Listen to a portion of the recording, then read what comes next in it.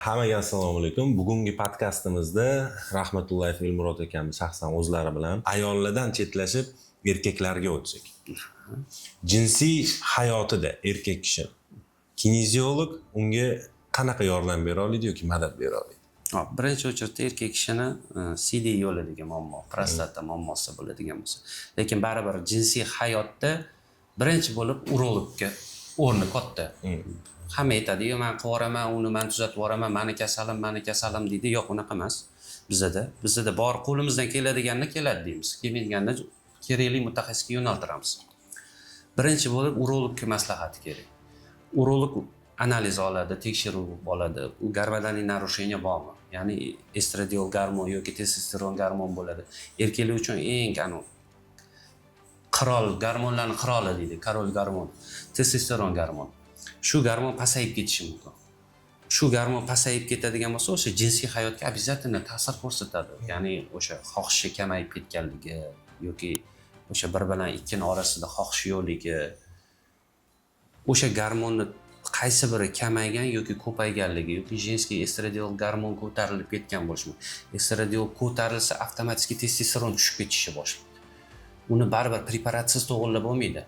Uni hech qanaqangi oddiy muolajalar bilan to'g'rilay olmaysiz. Oddiy aytishadi bir xilla prostatindan yoki prostatini massaj qildir.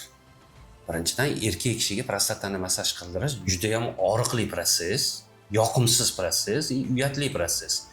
Hech kim rozi bo'lmaydi bu narsaga hozir prostatani massaj qildirishga.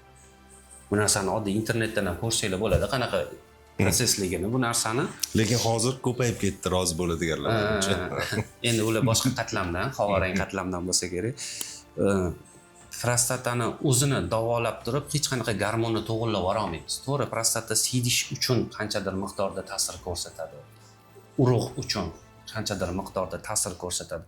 Erkaklikning ereksiyasi uchun qanchadir miqdorda ta'sir ko'rsatadi, lekin 100% emas.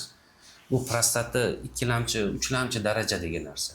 Birinchi bo'lib erkaklik uchun kerakli bo'lgan narsa faqat o'sha kontrol gormon, ya'ni shu gormonlarni kontrol qilganingizdagina, to'g'ri davolaganingizda o'sha xohish bo'ladimi, yo ereksiya bo'ladimi, o'sha hammasi joy-joyiga qaytib oladi.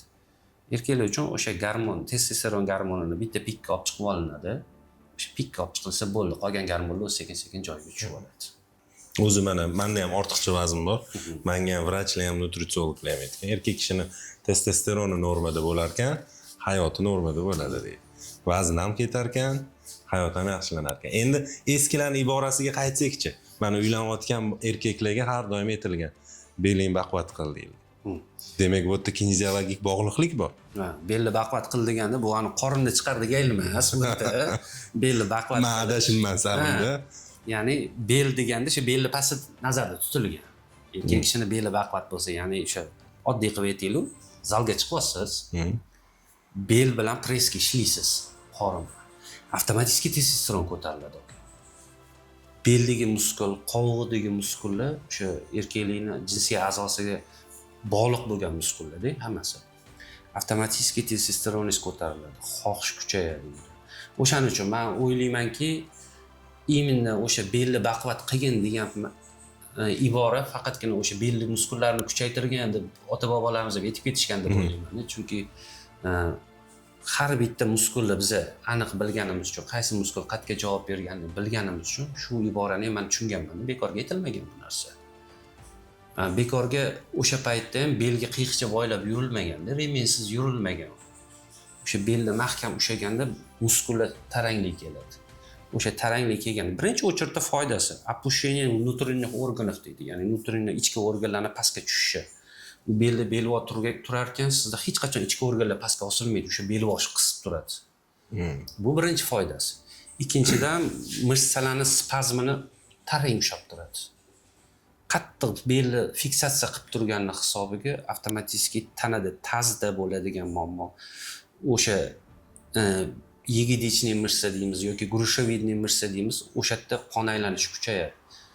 Shuni hisobiga tazdagi muammolar, oddiy koksartroz kasalligi bilan, ya'ni tos suyagida kasalligi bilan kelgan bemorlarga biz uyda remenni olib, qattiq tazni siqib olib yurishni maslahat beramiz-da.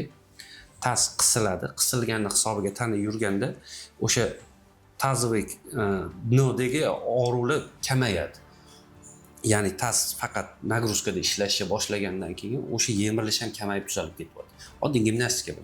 Bekorga emas, o'sha biz ham o'sha ota-bobolardan eshitib olib, eshitganmiz shu iboralarni, shu narsani amaliyotimizda qo'llayapmiz, effekt zo'r bo'lyapti.